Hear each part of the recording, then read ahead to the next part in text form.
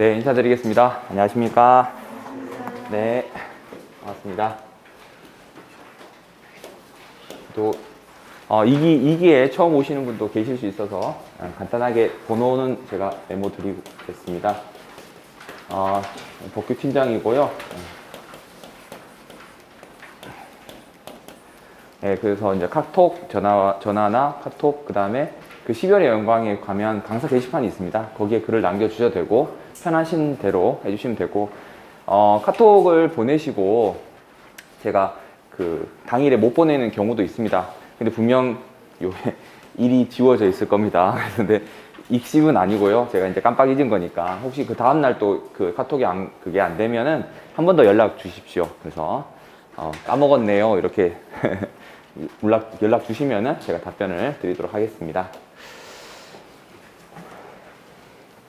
네, 2기 스터디가 시작되었는데요. 2기 스터디는 기출문제 중심으로 정리를 좀 할까 싶고요. 그 다음에 이제, 그렇다고 뭐 기출문제를 그대로 드리지는 않고, 그 진도에 맞춰서, 그 다음에 이제 진도에 맞춰서 이제 좀 같이, 정리해야 될 그런 이제 중요한 기출문제를 또 이렇게 약간 변형해서 드리고, 아니면 또 새로 나온 판례도 좀 정리해서 드리고, 예, 그런 기회로 삼으려고 합니다. 오늘 그, 2기는 그리고 한 배점은 90점 정도로 출제를 할 예정입니다. 그래서 90점, 뭐 85점, 90점 뭐 이런 식으로 좀 출제를 드리려고 하고, 2기까지는 아직 실력이 많이 안 올라가시는 분들도 많이 계시기 때문에 답안 작성이 상당히 아직 힘드신 상황이잖아요. 그래서 100점을 다 드리는 것은 아직은 조금은 좀 이른감이 있어서 좀 배점을 90점 정도로 잡았습니다. 양해 부탁드리고. 근데 이제 오늘 문제는 뭐 미리 공부를 한 것이 아니면은 그 100분 안에 쓰기가 조금은 좀 버겁다라고 생각이 됩니다. 왜냐면 판례 쟁점도 좀 낯서신 분들은 새로울 것 같고, 그 다음에 이제 단답식보다는 또 사례형 부분들이 많이 있어서 답안 쓸 때 생각보다 시간 배분하기가 조금은 좀 어렵지 않았나, 개인적으로는 그렇게 자평을 해봅니다. 문제로 들어가 보겠습니다. 문제 1번은 이제 중요 판례로 대법원에서 꼽았던 판례를 가지고 문제를 구성을 해봤습니다. 판례 쟁점을 그대로 다 문제화 시켜서 드린 거라서요. 뭐 출제위원 입장에서 이 판례를 가지고 문제를 냈다 그러면 답은 정해져 있다라고 볼 수가 있을 것 같습니다. 그래서 그 답에 맞춰서 보여주는 것이, 논리를 보여주는 것이 제가 봤을 때는 좀 무난한 그런 고득점 할 수 있는 비결이 아닌가 싶습니다. 판례를 쓰고 뭐 판례를 비판하면서 나의 견해를 덧붙인다면은 좀 더 좋을 수도 있지만, 그냥 판례와 나의 논리를 좀 일관해서 판례 논리대로 답안을 결론을 정리하는 것이 좀 무난하지 않을까 생각이 됩니다. 한번 보겠습니다. 문제 1번, 인천광역시 계양구는 사업 시행자가 되죠.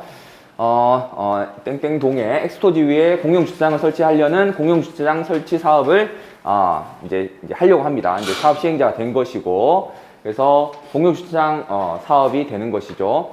갑은 2010년도 3월 2일경부터 1층에서 미용실에서 영업을 하고 있었던 것이고, 영업 당시 영업 신고를 마쳤다. 이제 이 부분은 이제 적법한 영업이다. 이제 이것 표시를 해드리는 거죠. 그래서 이제 영업 보상 요건을 할 때 시간적, 장소적, 그 다음에 영업의 적법성까지, 그 다음 계속적인 영업이 필요하지 않습니까? 인적 물적 시설을 갖춰야 되고, 그런 요건 중에 적법한 영업이 있기 때문에 이런 팁을 제공을 했다라고 생각을 해주시면 될 것 같습니다. 주차장은 면적이 1000제곱미터 미만이기 때문에 관련 법령에 의해서 도시군 관리 계획으로 결정하지 않아도 공익사업을 할 수 있었다라는 게 있었고요. 이걸 만든 것이 아니라 현행 법이 그렇게 되어 있습니다. 그래서 실제 이 사건도 그렇게 이루어졌고요.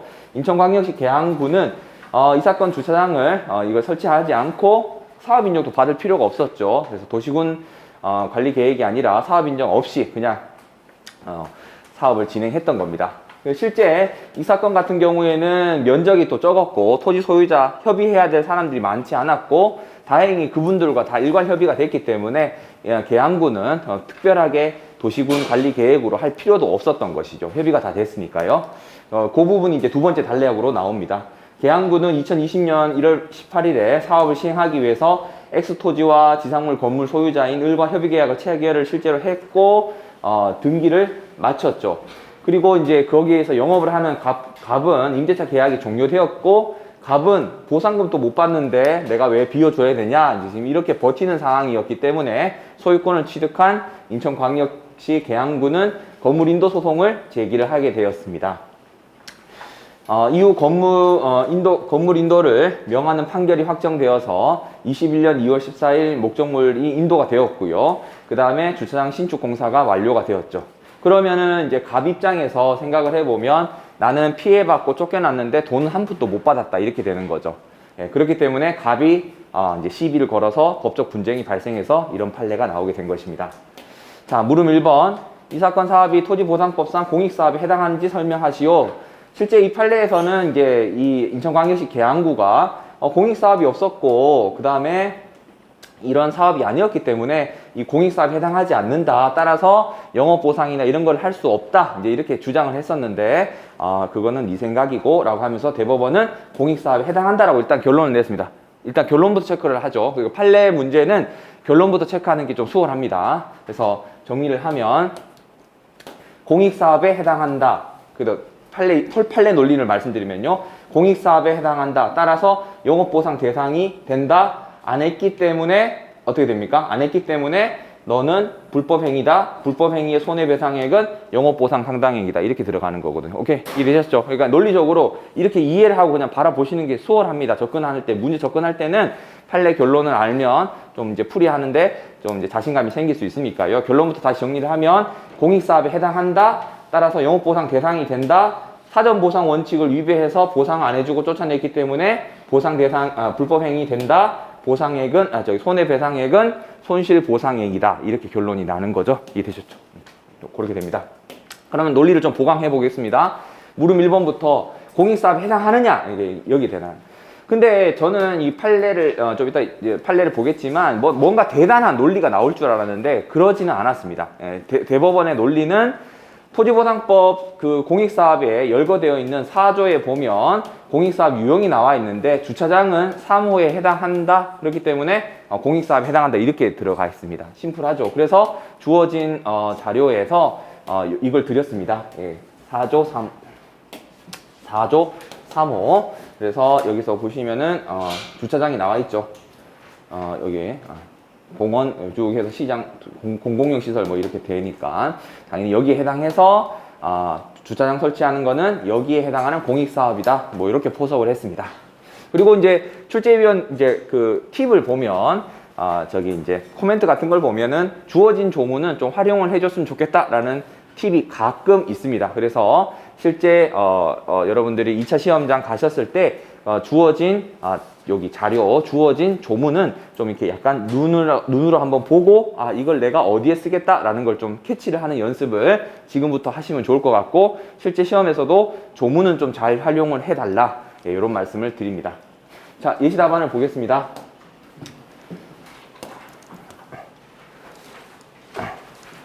자, 그래서 이 공익사업이 반드시 사업인정이 있어야만 공익사업이냐, 즉 사업인정이 없으면 공익사업을 할 수 없느냐, 이제 여기에 이제 쟁점이 있는 거죠. 당연히 이제 학설은 없습니다. 학설은 없고 판례 결론만 있는 것이고요. 이제 쟁점이 공익사업이기 때문에 공익사업이 의미가 뭔지 먼저 여기서 이제 간단하게 정리를 했었고요.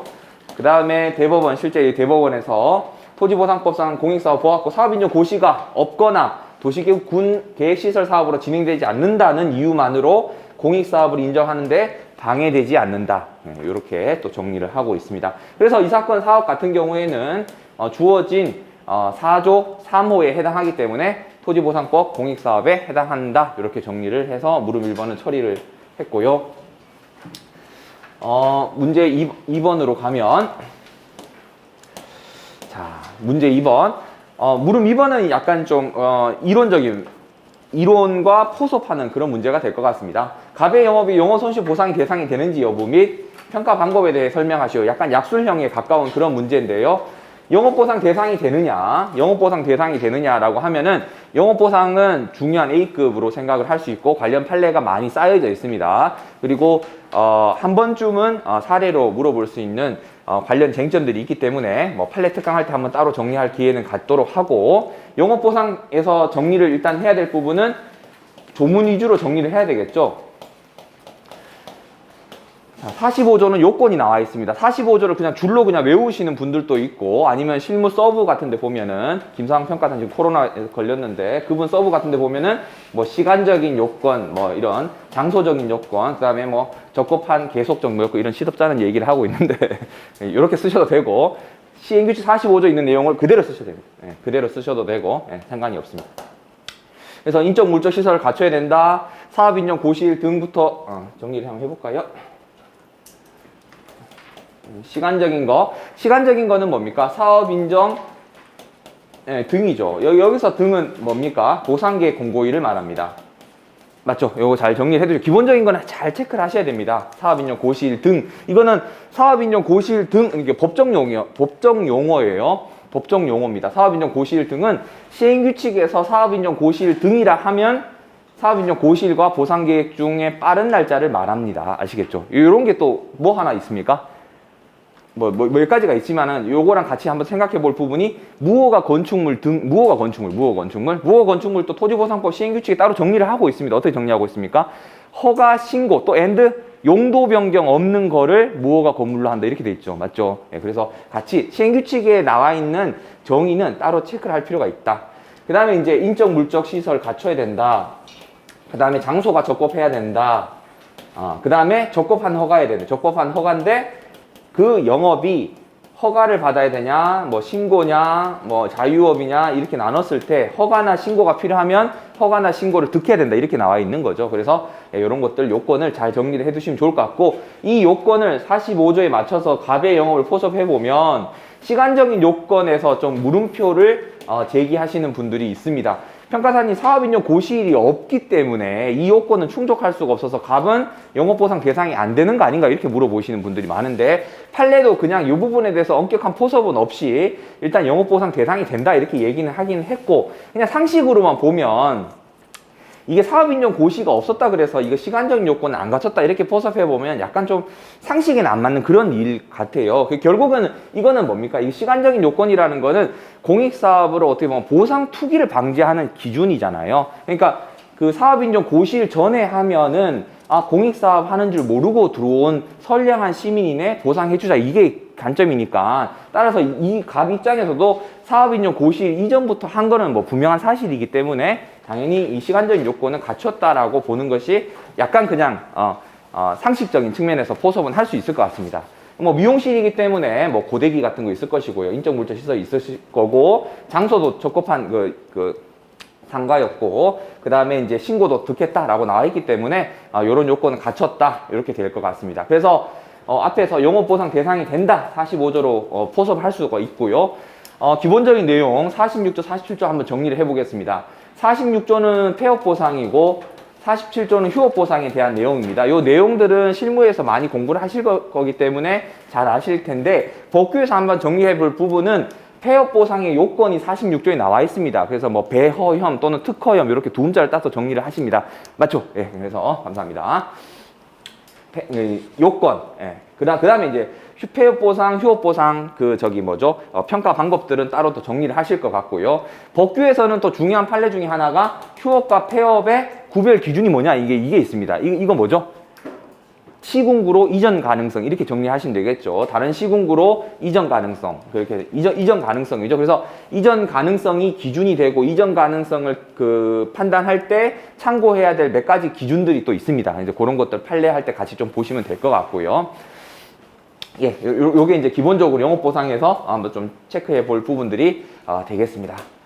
자, 그 다음에 이제 이 평가 방법은 이제 휴업보상이기 때문에, 폐업보상이 아니라 휴업보상이기 때문에 영, 고, 이, 감, 부. 저는 이렇게 두 문자를 딱 썼던 것 같습니다. 영업이 4개월치 고정적 비용, 이전비, 감손상당의 부대 비용, 뭐 이렇게 되죠. 그래서 그런 것들, 요 평가 방법에 대해서 좀 정리를 하시면 될 것 같고, 예시 답안으로 넘어가겠습니다.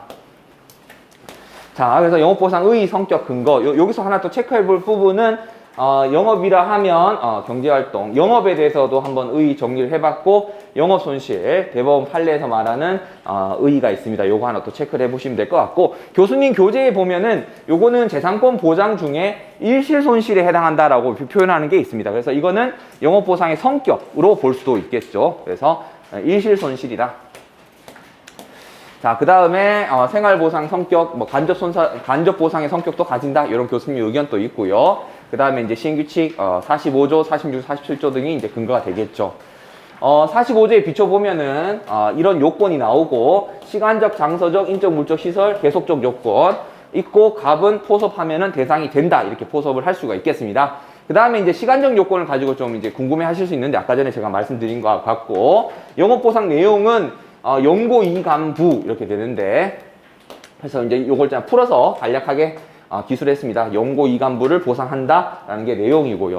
여기서 이제 또 판례와 관련해서 좀 쌓여있는 것까지는 아니지만 실무적으로 조금은 다툼이 있고 아직 정립은 안 됐고 굵직한 대법원 판례는 없는데 이 휴업 기간에 대한 이 휴업 기간을 어떻게 봐야 되느냐가 이제 실무 소송에서 좀 가끔 다뤄지는 경우가 있습니다.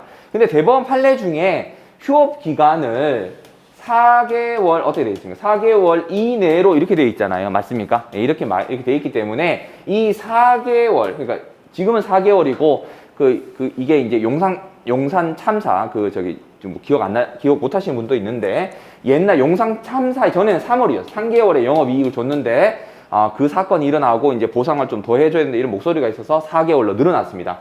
이 3개월 시행 당시에 이 3개월은 휴업 기간을 약간 표준적이고 다툼이 없는 합리적으로 인정될 수 있는 표준적인 기간이다라고 한 판시가 있어요. 그건 나중에 판례 정리할 때 한번 보시면 될 것 같고 그래서 이제 3개월의 휴업 기간의 의미에 대한 판례가 있거든요. 그래서 그거는 따로 한번 정리하자라는 것도 체크를 하시면 좋을 것 같고요. 여기 이제 휴업 기간이 나와서 제가 생각나서 말씀을 드렸습니다. 자, 다시 문제로 넘어와서 물음 3번 재결 신청 청구권의 의 취지 요건을 설명한 후에 재결 신청 청구를 할 수 있는지 설명하시오. 이걸 문제로 드린 이유는 실제 대법원에서 이게 문제가 되진 않았는데요. 여기서 갑이 이제 불복 방법을 어떻게 잡아야 되느냐 이제 이거 관련돼서 한번 좀 이렇게 논의를 확장하고자 제가 물음을 여기 추가를 해봤습니다. 자, 한번 생각을 해보면 재결 신청 청구권도 영업보상과 마찬가지로 중요한 A급이고 이것도 이제 기출이 됐었습니다. 오늘 문제 2번에서 드렸습니다만은 재결 신청 청구권은 토지 소유자가 사업시행자한테 행사를 하는데 사업시행자가 부작이나 거부했을 때 어떻게 다투냐 이게 이제 굵직한 판례가 있죠. 그걸 가지고 만든 게 기출 문제고 오늘 문제 2번에 좀 이따 볼 그 내용이 되겠습니다. 그래서 재결 신청 청구권은 사례형으로는 이제 문제 2번에서 한번 정리를 하면 될 것 같고요. 문제 1번에서는 의, 취지, 근거, 요건 기본적인 재결 신청 청구권의 약술도 잘 준비를 해야 된다. 요건 A급이기 때문에 잘 정리해 두시라라는 말씀을 꼭 드리고 싶고요. 여기서 이제 결론을 맞춰야 되겠죠. 갑이 재결 신청 청구를 할 수 있느냐 없느냐? 결론은 안 된다 이게 되죠. 왜 안 됩니까 이거? 그렇습니다. 사업 인정이 없기 때문에 안 됩니다. 사업 인정이 없기 때문에 안 됩니다. 그러니까 이게 약간 이론적인 부분인데요. 이론이 아니라 뭐라고 그럴까요? 법률 우리가 공부를 할 때 약간 좀 놓치기 쉬운 부분 중에 하나인데 재결 신청 청구할 때 보통 요건으로 많이 암기하는 포인트가 뭐죠? 협의 성립 가능성 이렇게 얘기할 거 아니에요. 협의가 안 되면 할 수 있는 거지 이렇게 얘기한단 말이에요. 시간적으로는 언제 할 수 있지라는 걸 고민을 별로 안 합니다. 근데 이거는 언제 할 수 있다? 사업 인정이 있어야만 할 수 있다 이렇게 되는 거죠. 사업 인정이 있어야만 할 수 있다. 사업 인정이 있어야만 할 수 있다라는 거는 뭡니까? 사업 인정이 뭡니까? 수용권을 설정해 주는 거죠. 그래서 국민의 재산권을 강제로 뺏어갈 수 있는 권한을 부여받고 나서 할 수 있는 것들이 몇 가지가 있습니다. 한번 정리해 보죠. 오늘 나왔던 재결 신청 청구가 있고요. 그럼 이거랑 세트가 뭐가 있습니까? 재결 신청이 있겠죠. 재결 신청도 역시 사업 인정이 없으면 할 수가 없습니다. 그렇게 되어 있고요. 그 다음에 또 뭐가 있습니까? 협의 성립 확인도 있습니다. 협의 성립 확인도 사업 인정이 있어야만 가능한 거죠. 오케이? 요런 것도 같이 좀 체크를 해 두시면 좋을 것 같다. 따라서 이것도, 협의가 안 되면은, 협의 성립 가능성이 없으면은 갑은 할 수 있다. 이렇게 쓰면은 50점짜리 답안이고, 사업 인정이 없다라는 걸 보여주시고, 사업 인정이 없기 때문에 재결 신청 못 한다. 이렇게 얘기를 하셔야 정확한 법 해석이 될 것 같습니다. 그러니까 결국 이 문제에 연결되어 있죠. FM은 어떻게 되겠습니까? 이 문제에서 원래 갑이라면 어떻게 풀어야 되겠어요? 갑이 이게 왔다, 찾아갔다 라고 했을 때 여러분들이 뭐라고 해야 되겠습니까? 평가사님이 좀 상담을 좀 해주십시오. 저거 어떻게 하면 좋겠습니까? 그러면 일단은 뭐 재결 신청 청구를 한번 해봐야죠. 그러니까 사업 인정이 있었다면, FM대로 한다면, 사업 인정이 사업 인정이 있는 공익 사업이라면은 여러분들한테 여쭤봤을 때 여러분은 그럼 재결 신청 청구를 하셔야죠. 그래서 재결 신청 청구를 하면은 60일 안에 사업 시행자가 안 하면 이자도 불투를 수 있으니까 일단 하고 거기서 거부 부작위 하면은 항고 소송을 다툴 수 있습니다. 이게 이제 FM적인 발언이죠. 근데 여기 사안에서는 뭐가 없었기 때문에 사업 인정이 없었기 때문에 이 FM적인 방법을 못 하니까 그러면 뭐밖에 없습니까? 변호사가 그러면 LIC 그냥 불법 행위로 때려보죠. 이렇게 하면 소송이 벌어진 게 이거란 말이에요. 아시겠죠? 예. 그러니까 이걸 못하기 때문에 이 소송이 이루어질 수밖에 없었던 거예요. 불법 행위로. 오케이? 이해되셨죠? 그래서 현실적인 다툴 수 있는 방법이 사실상 이거밖에 없어서 불법 행위를 원인으로 한 손해배상 청구 소송이 들어가게 된 것입니다. 자, 이렇게 되고, 자, 그럼 예시 답안을 또 보겠습니다.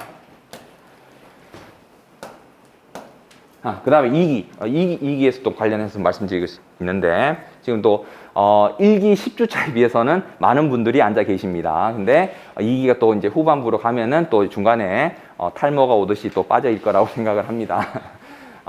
근데 이제 빠져나가는 것이 1차의 부담감 때문에 빠져나가면 오케이, 괜찮습니다. 다만, 못 알아듣겠다. 뭐라고 하는지 모르겠다. 이러면서 내가 혼자 공부하고 오리라. 그러면 내년에 봐야 돼, 저를. 아시겠죠? 그런 우를 범하지 마시란 말이에요. 그러니까 제가 지금, 말씀드리는 게, 되게 어렵다. 처음부터 다시 봐야 돼. 이렇게 느낄 수도 있지만, 진짜 절대 그렇지 않고, 메모하시고, 복습하고 들어보면, 1기 때 했던 말, 또 지금 앞으로 2기 때 하는 말, 3기 때 하는 말, 4기 때 하는 말이, 그 많은 부분이 중첩됩니다. 아시겠죠? 그러니까, 영상으로 들으셔도 상관은 없습니다만은 되도록 좀 집중력이 1시간 안에 끝낼 수 있으니까 좀 따라오시고 이해되는 부분은 끄덕끄덕 하면서 복습하는 효과가 그 자체로 있고 그 다음에 제가 관련해서 몇 가지 이렇게 연결해서 말씀드린 게 있습니다. 그런 거는 메모해 두셨다가 내일은 쉬셔야죠. 일요일이니까 월요일 날에 한번 반드시 빠른 시간 내에 복습을 한번 해보시면 분명히 그런 게 쌓입니다. 공부할 때 아시겠죠? 예, 아시니까 이제 좀 제발 저랑 같이 실강을 했으면 좋겠다 이런 취지로 말씀드렸습니다. 그래서 들어보세요. 들어보면 분명히 했던 말 또 하고 했던 말 또 하고 하다라는 걸 분명히 느끼실 수 있습니다. 자, 그 다음에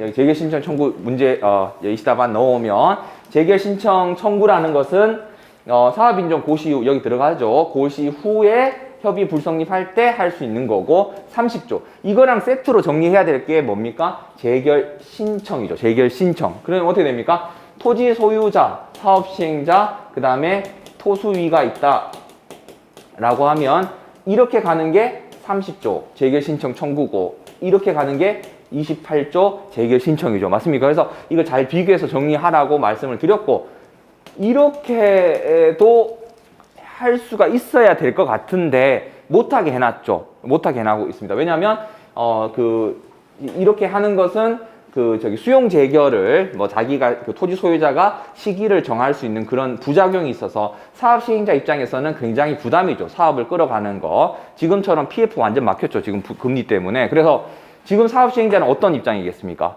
일단은 사업을 좀 미루자, 연기하자 이런 입장이랄 거예요. 왜?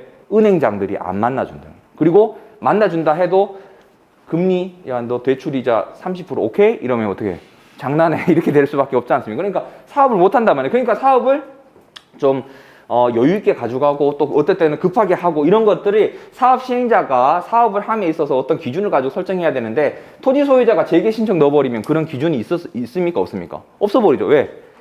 얘가 사공이 돼가지고 수용 재개를 넣어버릴 거 아니에요. 토지 소유자가. 그러니까 그거를 막기 위해서 토지보상법에서는 토지 소유자한테 재결 신청권을 안 주고 그 대신 뭘 줬다? 재결 신청 청구권을 줬다. 그래서 판례가 뭐라 말합니까? 그래서 형평에 맞다. 뭐 이렇게 얘기를 하고 있습니다. 이제 그런 것도 한번 생각해 보시면 좋고 하나 더 확장을 해보면 토지 소유자가 직접 토지 소유용위원회에 할 수 있는 것도 있죠. 재결 신청할 수 있는 것도 있습니다. 뭐가 있습니까? 그거를 보상 재결이라고 하죠. 보상 재결. 구조 6, 7항을 준용하는 재결들은 어떻게 되어 있습니까? 토지 소유자도 할 수가 있습니다. 근데 잘 보시면 이 관점에서 이 구조 6, 7항을 바라보면 소위 보상 재결이라는 걸 바라보면 어떤 걸 생각하실 수 있겠습니까? 구조 6, 7항을 준용하는 토지 소유자에게 재결 신청을 부여할 수 있는 그런 내용들을 보면 공익사업의 지장을 전혀 주지 않습니다. 수용한다는 게 빠져 있어요. 뭐만 있습니까? 돈만 정해져요. 돈만. 보상 금액만 정하는 것이 구조 6, 7항을 하는 소위 보상지역이라는 거죠. 이제 그런 거는 사업에 지장이 없기 때문에 토지 소유자도 직접 재결 신청할 수 있도록 규정을 하고 있습니다. 아시겠죠? 예, 이런 것들. 그러니까 기본 강의할 때도 이런 것들 풀어 설명을 드렸는데 그때는 막 정리가 안 되다가 문제를 풀면서 이런 것도 한번 가볍게 정리를 탁탁탁 하면은 여러분들이 좀 기본기가 쌓여져 있으면은 탁 이해되는 것도 있을 수 있고, 지금 이해 안 된다 그러더라도 3기 때 또 4기 때 문제 또 드릴 거예요. 그러니까 복습을 하고 시험장 들어가시면 좋을 것 같습니다. 자, 좀 말이 길었는데 재개 신청 청구의 의미, 근거 30조 취지, 이거는 판례에서 가져온 거죠. 그래서 판례가 말하는 취지는 잘 좀 체크를 하시면 좋을 것 같고, 그 다음에 이제 요건과 관련해서는 협의 성립 가능성이 없다. 협의가 성립 안 되는 게 어떤 경우냐와 관련해서 판례가 협의 기간 중이라도 성립 안 되는 것이 명백하다면 협의 기간이라도 할 수 있다. 뭐 이런 판례도 있습니다. 예, 그래서 그런 판례들이 여기 메모를 간단하게 했으니까 한번 보시면 될 것 같고요. 그래서 갑의 경우에는 사업 인정이 없기 때문에 못한다. 이런 결론이 난 것이고요. 자, 그 다음에 문제로 다시 돌아오면 인천 계양구가 보상금 지급하지 않고 승낙도 받지 않은 채 공사를 한 경우 이게 불법 행위에 해당하느냐? 불법 행위에 해당하고, 해당한다면 손해액은 뭡니까? 이제 영업 손실 보상금이 되겠죠. 이제 그게 이제 대법원 판시 사항입니다. 그러면 요거를 이제 답안 형식으로 좀 논리적으로 쓰면 어떻게 쓸 수 있느냐? 예시 답안을 보면요. 뭐 풀이하는 거는 뭐 다양할 수 있는데요. 물어보는 게 불법 행위에 해당하느냐? 그 다음에 손해액 범위 두 가지를 물어봤으니까 목차부터 보면 그 다음에 여기서 불법 행위에 해당하는지 여부, 손해액 범위 이렇게 세 가지로 잡았고, 그 앞에서 이걸 연결해주는 목차 테마로 사전보상 원칙을 가지고 왔습니다. 오케이, 판례도 말하고 있습니다. 판례도 이게 왜 불법 행위 되느냐? 돈도 안 주고 뺏어가면 어떡하느냐? 이 관점이거든요. 그러면 돈도 안 주고 뺏어가느냐? 그게 왜 불법 행위입니까? 법에서 62조에서 사업 시행자는 공사에 착수하기 전에 보상금 전액을 지급해라라고 되어 있는데 사안에서는 이거를 위반했죠. 법을 위반했으니까 불법이라 이 말입니다. 그래서 판례가 이런 논리를 가지고 있습니다. 그래서 사전보상 원칙 62조에 있다는 거, 그 다음에 이 취지가 정당한 손실보상의 취지가 있는 거죠. 뭐 당연한 말인데요. 네, 이렇게 되고 손실보상 원칙이 나왔으니까 한 번 더 확장을 해보겠습니다.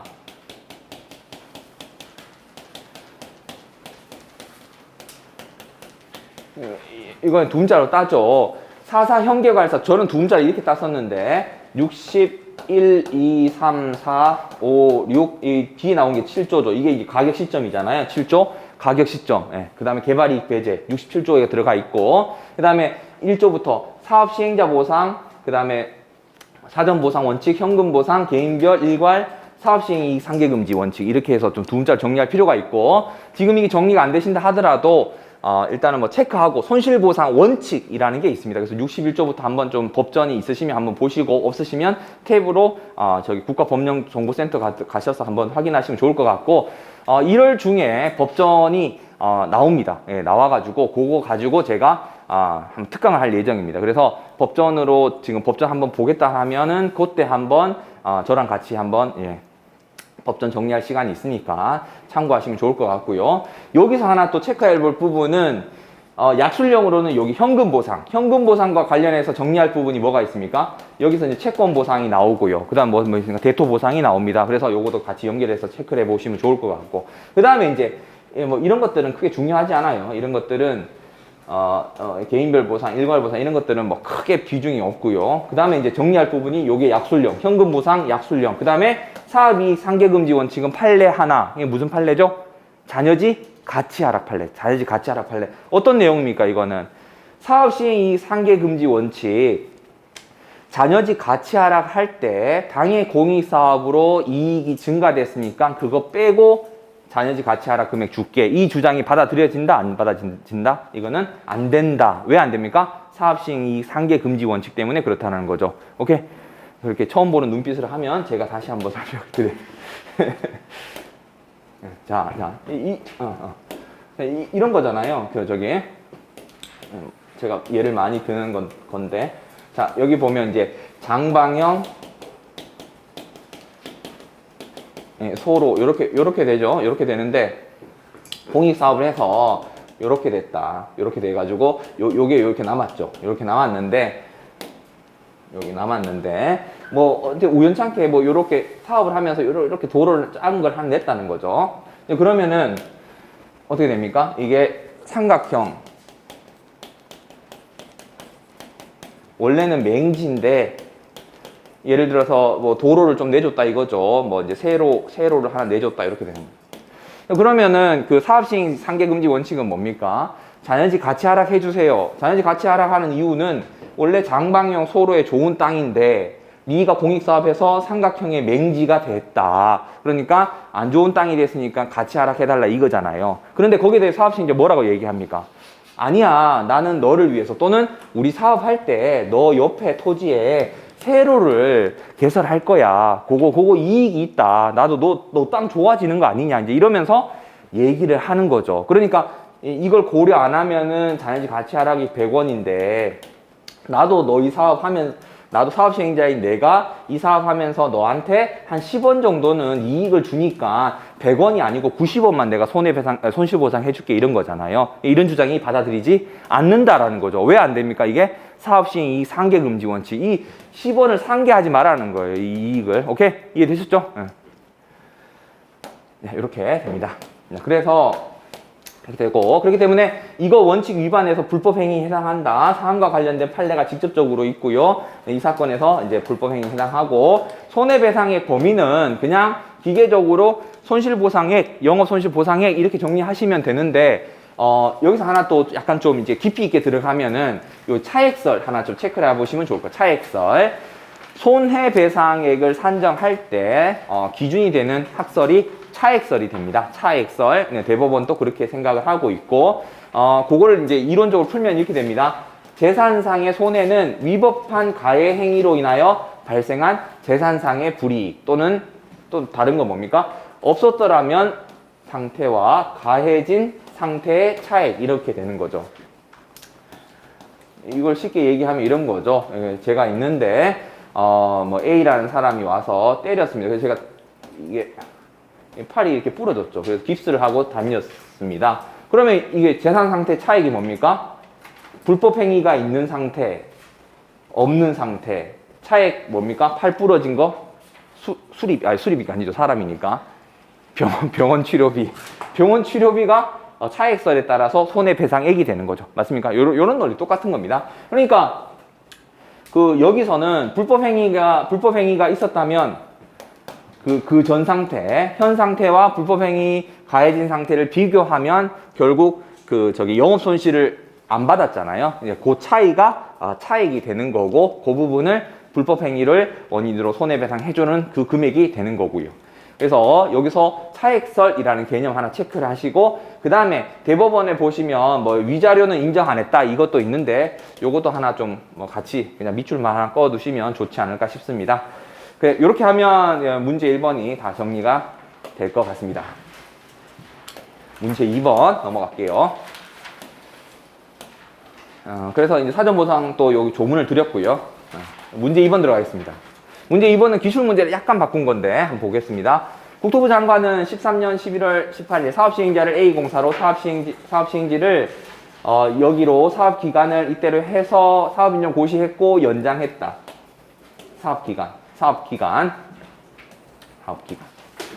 사업기간이 나왔습니다. 요것도 약간 좀 깊이 있게 한번 봅시다. 이제 2기니까 한번 심화학습으로 한번 생각해 보겠습니다. 사업기간이라는 말은 실무적으로는 많이 쓰는 말입니다. 왜냐하면 이거 기간이라는 단어는 어디랑 연결하시면 좋으냐면 토지보상법 23조에 보시면은 뭐가 나와 있냐면은 사업인정 실효가 있습니다. 23조 맞나?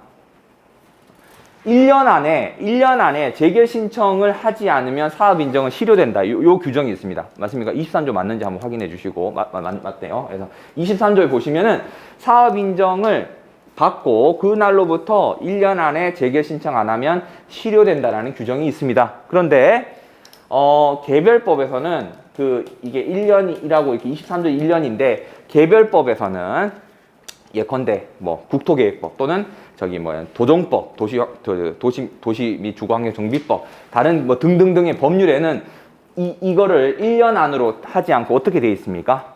사업 기간으로 대체하고 있단 말이에요. 1년이랑 사업 기간은 어떻게 되어 있습니까? 여기도 보면은 13년부터 20년까지 늘어났잖아요. 계속 늘어납니다. 그렇기 때문에 어떻게 보면 사업 시행자의 편에 서서 또는 사업을 원활하게 시행하기 위해서 이런 규정을 두고 있는 건데, 사업 기간은 이 23조와 관련해서 1년이 사업 기간으로 대체된다. 이렇게 생각하시면 되고, 개별법에서는 어떻게 정리를 하고 있냐면은 재결 신청 기간은 사업 기간 안에 하면 된다. 그러니까 재결 신청은 사업 기간 안에 하면 된다. 이런 규정으로 보통 대체를 하고 있습니다. 다시, 재결 신청은 사업 기간 안에 하면 된다. 이렇게 돼 있단 말이에요. 오케이, 이해되셨죠? 이렇게 대부분 다 정리를 하고 있습니다. 이렇게 돼 있고요. 자, 그 다음에 갑은 이 정도 갑은 토지를 소유하고 있었고, 부럽네요. 땅이 굉장히 넓네. 네. 그 다음에 하우스 딸기 농사를 지어 왔는데 전부가 사업 시행기에 포함되어 있었다. 갑과 A 공사는 협의 매수를 시작을 했다. 다음 물음 답하시오. 협의 과정에서 일부 지작물에 관한 협의가 이루어지지 않아서 갑이 A 공사에게 재결 신청을 청구를 했으나 재결 신청을 하지 않는 경우 갑의 불복 방법에 대해서 검토하시오. 이거는 기출문제를 거의 그대로 드린 겁니다. 기출문제 거의 그대로 드린 거고, 이건 실제 판례가 있죠. 판례가 있는데 이 판례는 어떻게 나와 있냐면은 이 경우에는 거부 처분 취소나 부작위로 다투면 된다. 부작위 위법 확인 소송을 다투면 된다. 이게 있어요. 그래서 이 판례를 가지고 문제를 만들었다라고 생각이 됩니다. 다만 여기서 하나 좀 체크할 부분은 이 재결 신청을 하지 않았다라는 부분이, 이게 보면요, 부작위가 되는 거는 뭐 당연할 것 같은데요, 이게 과연 거부 처분이 될 수 있느냐. 거부 처분이 된다라고 하면은 이거는 묵시적 거부 처분에 해당한다라고 이제 포섭을 하고 넘어가면 좋을 것 같아요. 그러니까 부작위라는 개념하고 거부 처분하고는 원칙적으로 달라요. 실제로는 실무적으로는 소송에서는 어떤 일이 있냐면은 부작위를 해서 부작위 위법 확인 소송을 진행 중에 판사가 왜 안 해요? 막 이러면 이제 행정청이 미안합니다. 거부할게요. 거부 처분 해버리면 어떻게 해야 돼? 소를 바꿔야 되고, FM은 거부 처분 취소 소송을 바꿔야 된단 말이에요. 원래대로라면. 근데 이제 거기에 대한 명확한 그런 건 없지만 어쨌든 판례는 여기서는 지금 재결 신청을 하지 않은 경우 거부 처분 취소 소송 또는 부작위 위법 확인 소송 할 수 있다. 이런 판례가 있기 때문에 수험적으로는 요 논리를 정리를 하면 되는데, 다만 제가 아까 말씀드렸듯이 이 부작위는 이걸 하지 않으면은 부작위가 개념에 되니까 않는 게 부작위잖아요. 그러니까 이거는 할 수 있는데 재결 신청을 하지 않는 게 거부 처분으로 볼 수 있느냐는 약간은 이게 물음표인데, 이걸 이어주는 게 묵시적 거부 처분이라는 개념이니까 묵시적 거부 처분에 해당한다면 거부 처분 취소송도 가능합니다. 이렇게 살 수가 있다 이 말이죠. 오케이? 이렇게 되는 거예요. 자, 그 다음에 갑의 불복 방법이라고 했습니다. 갑의 불복 방법이니까 뭐가 있습니까? 심판이 있고 소송이 있다. 그러면 이거는 이제 밑에 우리가 판례에서 말하는 거는 소송밖에 없었죠. 거부 처분 취소송도 되고 부작위 위법 확인 소송 된다 이렇게 얘기를 했잖아요. 근데 이론적으로 거부나 부작위가 나오면은 소송에서 불복 방법에서 뭘 써줘야 된다? 의무 이행 소송도 한 줄 써줘야 된다. 오케이, 의무 이행 소송도 같이 써줘야 된다라는 거 체크하고요. 이게 불복 방법, 소송 방법이라고 안 했기 때문에 불복 방법이라고 했고, 또는 행정 쟁송 방법이라고 물어도 똑같겠지만 행정 심판을 써야 되는 경우가 있기 때문에 이때도 똑같이 거부 처분 취소 심판, 그 다음에 여기에 해당하는 거는 의무이행 심판 이렇게 되잖아요. 맞죠? 그래서 전체적으로 한번 이렇게 체크를 해 보시고, 만약에 갑의 행정 소송 방법에 대해서 검토하라 라고 하면은 요거만 쓰시면 됐었을 거고요. 그 다음에 불복 방법이 아니라 행정 쟁송 방법이다 그러면은 요 둘 다 썼어야 되고, 그냥 불복 방법이라 해도 오늘 이 전체적으로 다 머릿속에 아우를 수가 있어야 됩니다. 그러니까 여기서 중요한 거는 문제를 볼 때 물어보는 것. 특히 이 불복 방법에 설명하라 라고 하는 거는 쟁송 방법으로 써라라고 하는 건지, 소송을 물어보는 건지, 아니면 단순하게 불복을 물어보는 건지, 아니면 토지보상법에서 정하고 있는 불복 방법에 대해 설명하시고, 이런 경우도 있어요. 아시겠죠? 그러니까 이 마지막 문구를 좀 볼 필요가 있겠다. 실제 시험장 가시면은 이게 눈이 뒤집어지거든요. 이게 흥분도 하고 각성 상태란 말이에요. 그러니까 이게 막 이렇게 할 수 있으니까 잘 봐야 돼요.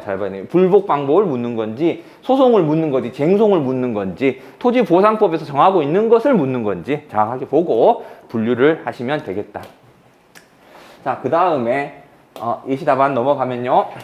그래서 문제점, 이제 불복 방법의 쟁점이 되는 건데, 일단은 컨셉은 부작위로 잡았습니다. 부작위로 잡았는데, 단순하게 판례를 안다라고 하면 어떤 식으로 풀 수가 있냐면, 문제점 쓰고요, 관련 판례 쓰고요, 판례에서 말한 거부처분 취소소송 3번, 부작위 위법 소송 4번, 이렇게도 쓸 수는 있을 것 같아요. 판례대로 하면요. 오케이? 이해되셨죠? 이렇게도 그냥 심플하게 문제점, 관련 판례가 있다, 판례에서 거부처분 취소소송하고 부작위 위법 확인 소송 가능하다라고 했다, 그냥 그렇게 써도 된다 이 말입니다. 아시겠죠? 근데 약간 좀 요거를 약간 행정법 이론적으로 엮어가지고 좀 이제 일단 부작위로 정리를 했고요. 그래서 부작위 개념, 성립 요건 해서 하나하나 좀 포섭을 했습니다. 그래서 부작위가 나오면 부작위의 개념, 요거죠. 요건. 당사자가 신청하고 상당한 기간에 법률상 의무가 있음에도 무응답하는 거, 행위를 하지 않는 게 부작위입니다. 그래서 하나하나 얘기를 하는데, 여기서 이제 핵심이 부작위도 그렇고 거부처분도 그렇고 요건이 뭐가 들어갑니까? 신청권이죠. 신청권. 그래서 신청권 논의도 좀 하면 좋을 것 같다. 그래서 법규상 조리상 신청권을 방갈로 2번에서 논해줬고요. 그래서 부작위에 해당한다. 부작위에 해당하기 때문에 가능한 방법은 부작위 위법 확인 소송, 그 다음에 의무이행 심판, 그 다음에 의무이행 소송, 이렇게 되고요. 관련 판례에서는 거부처분 취소소송도 가능하다고 했다. 그래서 거부처분 취소소송도 이렇게 한 줄 적었습니다. 이게 재작년인가요? 기출된 거죠. 그러니까 이 1번 문제가 답이 뭐냐 하면서 제게 이제 수험생 사이에서 시끌시끌 했었습니다. 왜냐하면 문제에서 분명히 하지 않았다 이런 문구가 나왔거든요. 그러니까 부작위를 이렇게 뉘앙스를 줬었어요. 문제에서는. 그렇기 때문에 야, 부작위다 이렇게 했던 사람이 있는데, 어떤 분들은 야, 판례를 가지고 문제 만들었고 그 판례에서 거부처분이라고 했기 때문에 이것도 써줘야 된다 뭐 이런 얘기도 있었고, 그래서 네가 맞니 내가 맞나니 뭐 그냥 만나자 뭐 싸우자 뭐 이런 말들도 나왔었는데, 쓴 사람 다 합격하셨습니다. 그러니까 근데 제가 이렇게 하는 게 제일 넓게 쓰는 겁니다. 아시겠죠? 그래서 이런 논리를 한번 체크를 해보시면 좋을 것 같고요. 예, 이렇게 해서 그 다음에 이제 마지막 묵시적 거부 처분을 볼 경우에 거부 처분 될 수 있다 이런 말을 썼습니다. 자, 그 다음에 물음 2번. 토지에 협의가 성립되지 않았고 재결 신청에 대해서 토지는 수용되었고 갑은 토지가 수용되었음을 이유로 A공사를 상대로 토지보상법에 따른 재결 절차를 거치지 않은 채 곧바로 농업 손실 보상을 청구할 수 있는지 검토하시. 이것도 마찬가지로 기출 문제에 똑같이 나온 그런 쟁점이죠. 여기는 뭡니까? 이 곧바로 단어는 뭡니까? 재결 전치주의를 묻는다라고 생각해 똑같은 거예요. 그러니까 어떤 절차 없이 곧바로 소송 가능하냐, 손실보상 청구 가능하냐, 곧바로 손실보상 청구 가능하냐, 곧바로 보증소 가능하냐, 이런 문제이기 때문에 판례가 곧바로라는 단어를 쓰고 있죠. 그럼 이거는 논리가 어떻게 됩니까? 일단 첫 번째, 토지는 수용되었다. 수용재결이 있었는 거죠. 어떻게 보면 수용재결이 있었는 거죠. 그러면 할 수 있는 거 아니냐 이렇게 생각할 수 있는데, 여기 토지랑 뭡니까? 여기 농업하고는 뭐가 안 맞죠? 이 보상 항목이 다르단 말이에요. 보상 항목이 다르기 때문에 토지가 수용되었다 그래서 농업 손실도 수용 재결이 있었던 걸로 보지 않습니다. 아시겠죠? 농업 보상에 대해서는 별도의 재결을 거쳐야 되는 거죠. 그래서 굳이 항목으로 나눈다 그러면 그 토지가 수용 재결된다 해도 그 토지에 있는 지작물, 그 토지 위에서 했던 영업, 그 토지 위에서 했던 농업, 이런 것들은 수용 재결을 안 거친 겁니다. 별도로 항목으로 잡아서 수용 재결을 넣어야 된단 말이에요. 네, 그런 게 있죠. 심지어 아직 그 출제는 안 되지만 이거 관련해서 이제 한번 물어보고 싶은 욕구를 느껴지는 판례는 뭐가 있냐면 이거랑 비슷한 건데 하나의 건물인데 이 일부 편입됐죠. 이렇게 잘렸단 말이에요. 그래서 이 건물은 수용되었다. 잔여 건축물 소송을 하려고 한다. 재결 절차 거치지 않은 채 곧바로 잔여 건축물 보상 청구를 할 수 있는지 검토하시오. 이것도 물어보고 싶단 말이에요. 왜냐면 이거 판례가 명백하게 있단 말이에요. 이것도 똑같은 논리죠. 건물이 수용됐다. 잔여 건축물 보상 청구도 할 수 있을 것 같은데 판례는 어떻게? 안 된다. 똑같이 안 되는 거예요. 똑같이. 이게 되셨죠? 보상 항목이 다르단 말이에요. 하나의 건물이라 하더라도 이 일부가 건물 수용될 때 보상 수용 재결이 났다고 해서 잔여 건축물 보상 청구하는 수용 재결이 있었던 걸로 보지 않습니다. 그러니까 같이 체크를 해두시면 좋겠다. 그래서 여기서 이제 일반적으로 수용 재결 전치주의 쓰고 관련 판례 쓰고 포섭하면 된다라는 거는 많은 분들이 알고 있는데 이게 왜 이 부분, 이 토지하고 농업하고 이 부분을 답안에서 조금은 좀 언급해주면 너무 많이 쓸 필요는 없는데요. 보상 항목이 다르다. 보상 항목이 다르기 때문에 토지에 대해서 수용 재결이 있다고 해서 농업에 대해서 수용 재결이 있었던 것은 아니다. 이런 내용을 좀 가볍게 언급하면 좋겠다. 이런 말입니다. 예시 답안 보겠습니다. 자, 그래서 문제점 스타트 할 때 아예 그냥 별개 보상 항목이다 라고 썼습니다. 그래서 토지에 대해 수용 재결만으로 곧바로 농업 손실 보상에 대한 보상 청구 가능한지 문제된다. 그래서 수용 재결 전치주의. 수용 재결 전치주의 할 때 개념을 쓸 때 판례가 취지를 말하는 게 있습니다. 판례가 뭐냐면 사건을 전문적 기술적으로 처리함으로써 국민의 권리 구제 도모 이런 어려운 말을 쓰고 있습니다. 이게 수용 재결 전치주의의 취지입니다. 따라서 답안지에 좀 있어 보이게 하면은 의 취지 이렇게 쓰면은 좋겠죠. 출제 채점 하시는 분이 이 사람 다 썼네 이렇게 볼 수 있으니까. 관련 판례 그래서 이렇게 사안의 해결 이렇게 됩니다. 자, 이렇게 되면은 오늘 문제 2번이 되고 좀 더 업그레이드 한번 시켜 보겠습니다.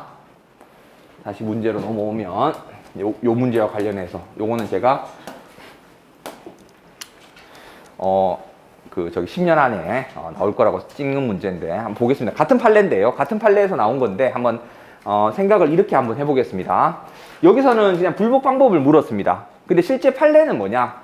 실제 판례는 뭐냐면은 예를 들어서 23년 1월에 재결 신청 청구를 했고요.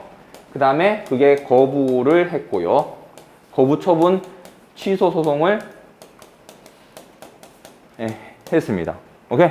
이게 실제 이 판례가 그런 판례 연결되어 있죠. 이 경우에 법원은 인용해줘야 되냐, 기각해줘야 되냐, 각하돼줘야 되냐 이거 물어보는 거. 이거는 10년 안에 나올 거라 봅니다. 잘 정리해두세요. 같은 논리니까. 여기서 이제 말하는 부분은 2020년 12월까지입니다. 즉 23년 1월 달에 재결 신청 청구했다는 말은 뭡니까? 사업 기간 끝나고 재결 신청 청구했다 이 말이에요. 아시겠죠? 그래서 사업 기간 끝나고 재결 신청 청구했고 사업 시행자는 거부를 했습니다. 왜 거부를 했겠습니까? 야, 우리 법에 사업 기간 안에 재결 신청할 수 있다더라.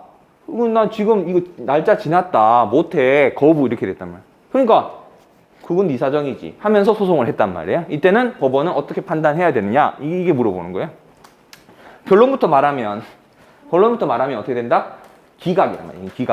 기각이에요. 결론은 기각. 기각됐다라는 거는 우리가 알 수 있는 건 뭡니까? 기각됐다라는 거는 뭐는 인정했다? 법규상 조리상 신청권을 인정했다는 말. 대상적 격은 있다 이 말이에요. 일단 각하가 아니기 때문에 대상적 격은 인정했다라는 게 하나 있고 기각이란 말은 거부가 적법하다 또는 거부가 위법하지 않다 이런 말이에요. 대법원에서는 뭐라고 얘기하냐면 야, 법에 재결 신청은 사업 기간이 되어 있고 네가 재결 신청 청구한 거는 기간 끝났으니까 사업 시행자로서는 할 수 없는 게 당연하지. 기각이야. 이렇게 났단 말이야. 아시겠죠? 그러니까 이것도 잘 정리를 해두시면 좋겠다. 이렇게 돼서 물어볼 때 법원은 어떤 판단을 해야 되는가 이렇게 물어볼 수도 있고 아까처럼 어떻게 이 소송이 적법하냐 이렇게 물어볼 수도 있단 말이에요. 이 소송이 적법하냐 물어보는 건 뭘 물어보는 거예요? 법규상 조리상 신청권 있냐 없냐 이렇게 물어보는 거예요. 아시겠죠? 그래서 요거도 같이 연결해서 정리를 하시면 좋겠다. 우리가 시험장 들어갈 때 정리해야 될 판례는 뭐 많으면 많다고 할 수 있지만은 그게 생각보다 정리가 되고 나면 많지 않습니다. 아시겠죠? 예, 자신이 네 생각이고 이렇게 생각할 수 있는데 많지 않다고 봅니다. 그러니까 왜냐하면 중요한 판례는 어느 정도 정해져 있고 그걸 딱 정리를 하고 시험장 들어가면 보면 본 거에서 대부분 나올 겁니다. 자신 있게 말씀드릴 수 있고 본 거에서 못 봤다. 그러면은 그 당락에 영향이 없다라고 생각하고 답안 쓰시면 됩니다. 아시겠죠? 근데 그럴 때는 내가 알고 있는 지식 관련된 법조문을 들이대가지고 그냥 포섭해서 쓰면 됩니다. 그냥 그거를, 그런 건 당락에 영향이 없죠. 대표적으로 올해 이전 고시 같은 거, 그런 것들은 당락에 영향이 없습니다. 자, 문제 3번도 기출 문제인데 약간 변형을 해서 가져왔습니다. 자, 보겠습니다. 갑은 A씨의 토지를 소유하고 있었는데 공익사업에 편입되어 있고요. A시장은 22년도 개공을 1,100만 원으로 산정했고 갑은 많이 올랐네 라고 생각해서 확인해 보니까 가격 배율을 모두 적용하지 않고 임의로 일부 항목에 관한 가격 배율만을 적용하였음을 알게 되었다. 이렇게 됩니다. 자, 그리고 그러나 갑은 개인적 사정으로 바빠서 개별 공시지가에 다투지 않고 제소기간이 도과하였다.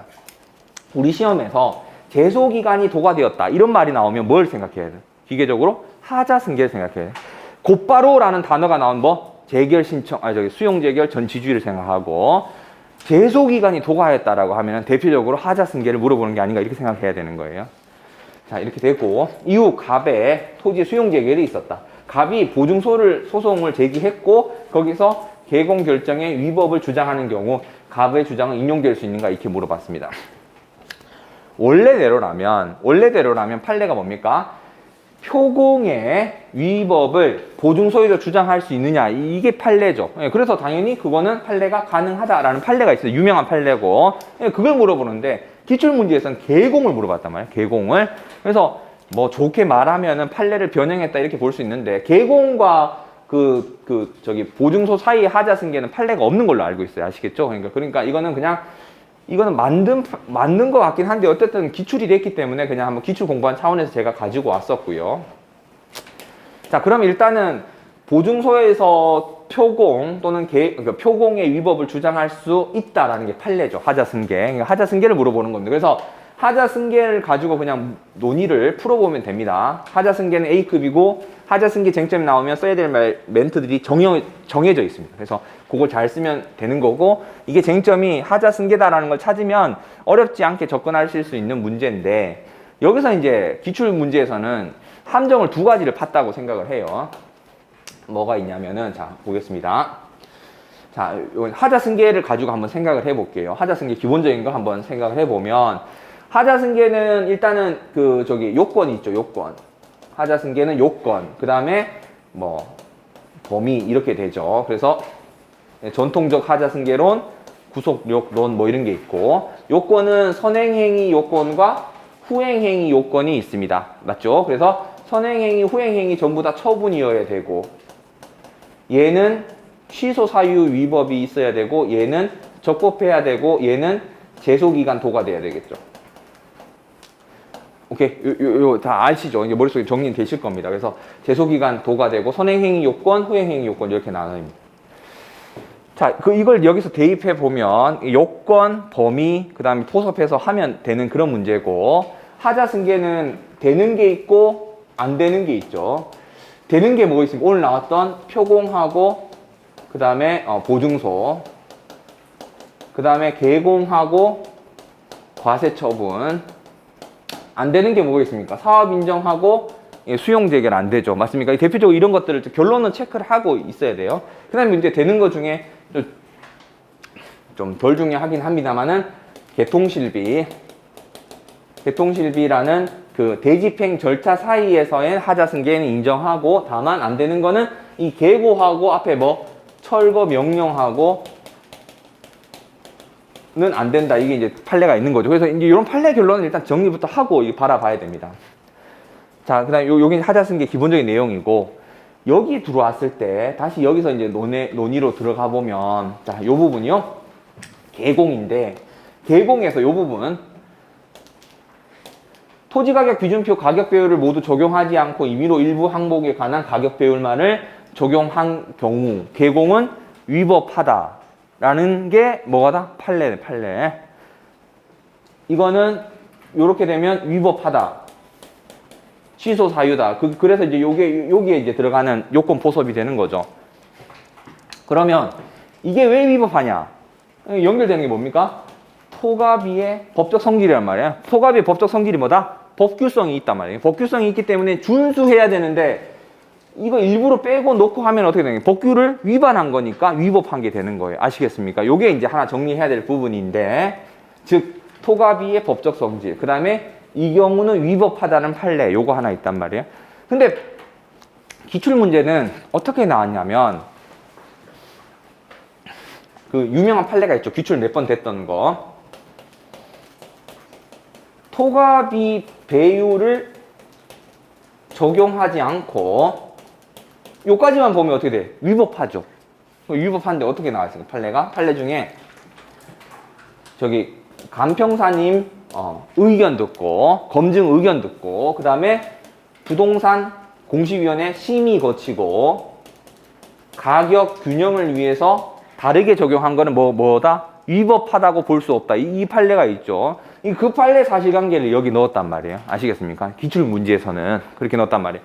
그러면은 기출 문제에서는 이 선행 요건의 취소 사유의 하자가 인정이 안 됩니다. 아시겠죠? 기출 문제에서는 안 되는 거예요. 그래서 이때 당시 기출 문제는 이 판례를 가지고 와서 이 취소 사유의 위법이 없다라는 거를 여기서 이제 함정을 하나 파놨다라고 생각을 합니다. 그래서 기출문제 그거 하나 정리하시면 될 것 같고요. 그 다음에 이제 그 두 번째 함정이 이거 저도 똑같이 그대로 가져왔는데 이 부분이요. 이 바빠서 다투지 않았다. 이 부분은 뭘 말하는 거냐면 우리가 전통적 하자 승계론 할 때 목적이 같느냐 효과가 같느냐 요거 하나 있고 구속력론에서 말하는 지표를 하나 더 가져오죠. 그게 뭡니까? 예측 가능성, 수인 가능성이란 말이에요. 예측 가능성, 수인 가능성 할 때 다투지 않았다 이 말이 나오면 뭡니까? 이거는 내가 수인하겠다 이 말이에요. 안 다투니까 수인하겠다 이 말이에요. 그러니까 이거는 하자 승계가 안 되는 거예요. 이거는 아시겠죠? 네. 이거는 안 되는 거예요. 그러니까 실제 기출 문제에서는 여기서 함정 하나 팠고 이거 하자 승계가 여기 취소 사유 위법 부분 하나 팠고 그 다음에 예측 가능성, 수인 가능성 부분에서 하나 팠습니다. 아시겠죠? 근데 오늘 제가 가져온 거는 그대로 가져오지 않고 그냥 그 일반적인 요 판례를 안 가져오고 이 토지가격 비준표를 임의로 적용하면 위법하다는 판례를 가져왔습니다. 그래서 선행 요건, 후행 요건은 갖춰지는데 예측 가능성, 수인 가능성은 없는 게 아니기 때문에 하자 승계가 안 된다. 이렇게 되는 거죠. 오케이. 이렇게. 요거 지금 매끄럽게 이해가 안 되시면은 하자 승계는 정말 중요합니다. 아시겠죠? 정말 중요하니까 여러분 내일 쉬고 더 글로리 한번 보시고 더 글로리 한번 쭉 보시고 밤에 일요일 밤에 또는 월요일 아침에 하자 승계를 꼭 보셔야 돼요. 이게 결론이 내가 틀렸다. 오늘 문제 썼는데 틀렸다. 또는 아리까리 했는데 내가 이제 동정 굴리개가 내가 찍어가지고 썼다라고 하면은 이 하자 승계는 이런 거는 그냥 그렇게 공부하면 안 됩니다. 정확하게 정리해야 됩니다. 아시겠죠? 제가 지금 설명드렸던 게 다 이해가 돼야 됩니다. 아시겠죠? 하자 승계는 다 이해돼야 되니까 요거는 체크를 꼭 해두시고 하자 승계 다시 정리를 해보세요. 자, 예시 답안 보고 한번 더 넘어가 보겠습니다. 자, 보면 하자 승계. 자, 보면 여기서 하자 승계 개념. 하자 승계 개념. 요건 들어가죠. 선행 요건, 행정 처분이다. 취소 사유의 위법이 존재한다. 여기서 취소 사유 위법 해당한다. 위법한 취소 사유 해당한다. 그리고 여러분들 요거도 이제 하나 기본이라면 기본이고 많이 빠뜨려 먹을 수 있는 것 중에 하나인데 위법하다. 그냥 판례가 위법하다 했다. 이렇게 그냥 쓰는 경우들이 많이 있는데요. 요렇게 쓸 때 반드시 위법하면은 그 하자의 정도가 취소인지 무효인지 설명을 간단하게는 해주셔야 돼요. 아시겠죠? 이론적으로. 그래서 여기서 보면 중대명백서를 가지고 왔습니다. 그래서 중대명백서 가져왔으니까 그냥 위법하다고 하였다. 그래서 넘어가지 마시고 위법하고 취소 사유다까지도 같이 적어 주셔야 돼요. 자, 그래서 후행 행위도 다투었고, 인정범위, 하자승계론, 구속력론, 일설 기준에서 예측 가능성, 수인 가능성을 지표로 추가적으로 한다. 그래서 포섭하면 사안에서는 수인 가능성이 있다. 그러니까 없다고 볼 수 없다. 그러니까 너는 알고도 소송 안 했던 거는 그러한 위법에 대해서는 내가 눈을 감겠다. 또는 그러한 위법에 대해서 발생하는 피해는 내가 감수하겠다라는 거기 때문에 수인 가능성이 네 수인하겠다라고 했지 않느냐 이런 개념인 거죠. 네, 그렇기 때문에 하자승계는 주장할 수가 없게 되는 겁니다. 그래서 요거 체크를 좀 해주시면 좋겠다. 자, 자료 보겠습니다. 시간이 다 됐는데.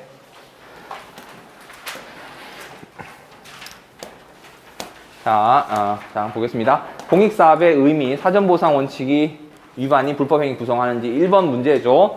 자, 여기서 보상하지 않고 승낙도 받지 않은 채 공사에 착수하면 손해를 입어서 손해배상 책임을 짓냐? 적극 동그라미죠.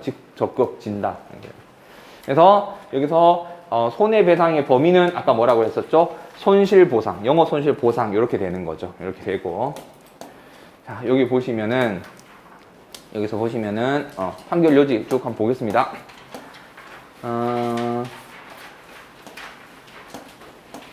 자, 이유 부분을 좀 보겠습니다. 요 앞에는 사실관계고요. 사실관계고, 사실관계 그대로 되어 있고.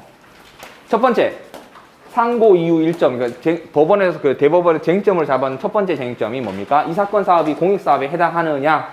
그러니까 논리를 보면 심플합니다.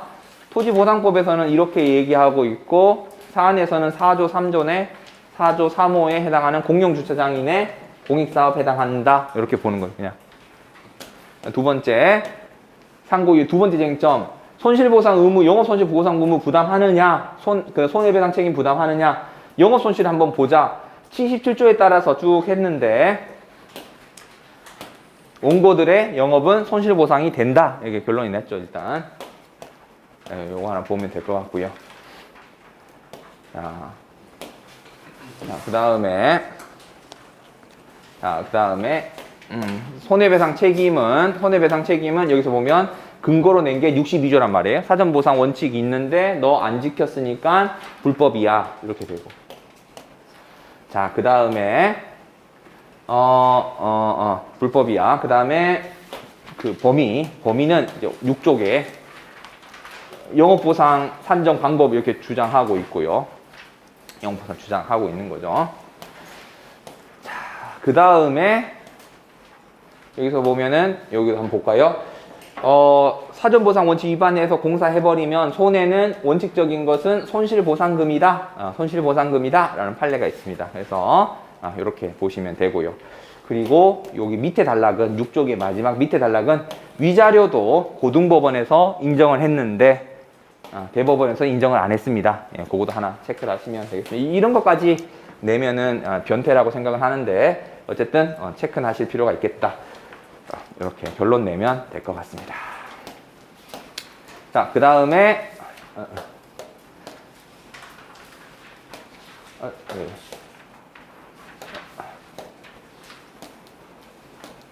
자, 오씨 왜 이래?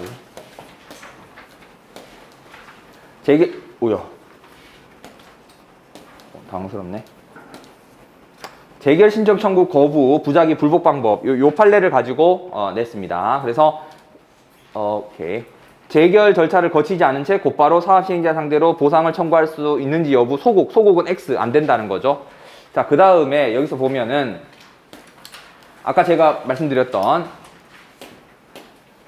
수장공사법에 되어 있을 때 여기서 보면 30조에 따라서 재결 신청 청구를 하는 경우 사업 기간 내에 해당하는지 여부 적극 이렇게 된단 말이에요. 그러니까 재결 신청 청구를 언제까지 사업 시행 기간 내에 해야 되고 기간이 지나서 하면 어떻게 된다? 거부 처분이 적법하다 이런 거죠. 그래서 기각된다 이런 거죠. 거부 처분 취소 소송은 기각된다 이렇게.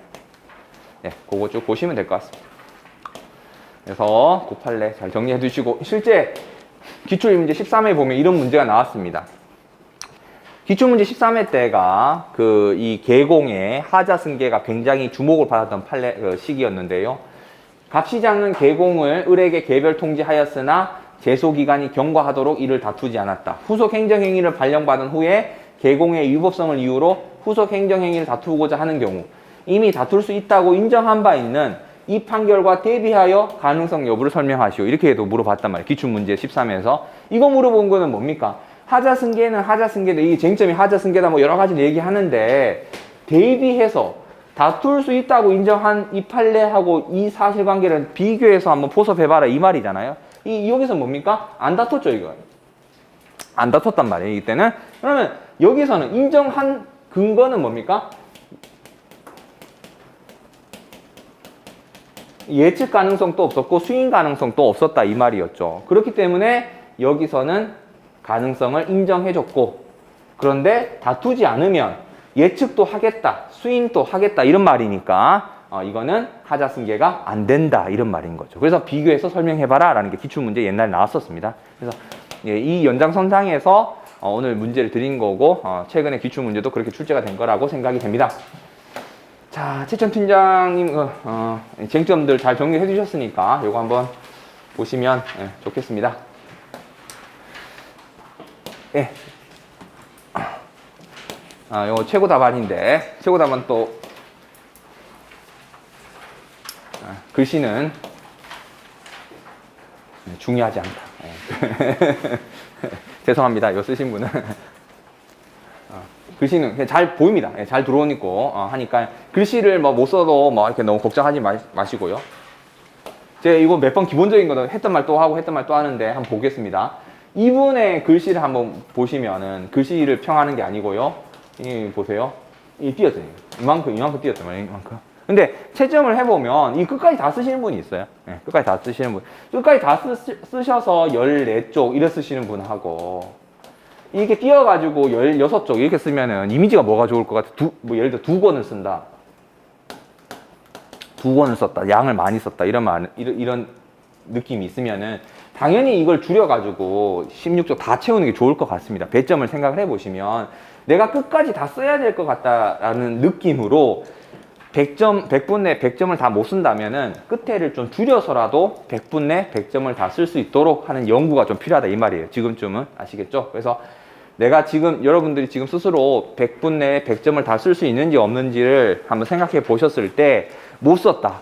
시간이 아슬아슬하다, 부족하다 하면은 내가 그럼 끝을 한번 띄워볼까? 아니면은 이 앞을 들여쓰기를 한번 해볼까? 이것도 고민해 보시라 이 말이에요. 아시겠죠? 그냥 무턱대고 끝까지 선이 여기 있으니까 이거 끝까지 쓰겠다 이렇게 생각할 필요가 없다 이런 말씀이고 내용은 찬찬히 읽어보시고 요 부분 여기 그 꺽쇠도 잘 쓰셨죠. 그래서 이분은 특칙설, 특칙 부정설 이렇게 해서 쓰셨고 어떤 분은 특칙이라는 견해, 특칙이 아니라는 견해 이렇게 얘기했고 뭐 보험과 관련된 면책설 뭐 이렇게 표현하는 경우도 있고 하니까 용어는 좀 다양하게 쓸 수 있습니다. 그거는 뭐 어느 걸 해도 다 동일하고요.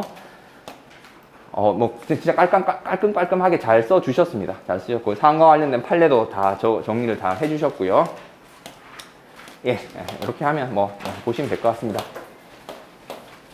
네, 이렇게 해서 이기 1주는 마치고요. 그 김상쌤 또 다시 코로나가 재유행이 되는 것 같습니다. 제 주변에도 많이 걸리고 있어서 좀 걱정스러운데 여러분들 건강관리 우선이니까 잘 건강관리 잘 하시고 다음 주에 또 좋은 문제로 찾아뵙겠습니다. 마치겠습니다.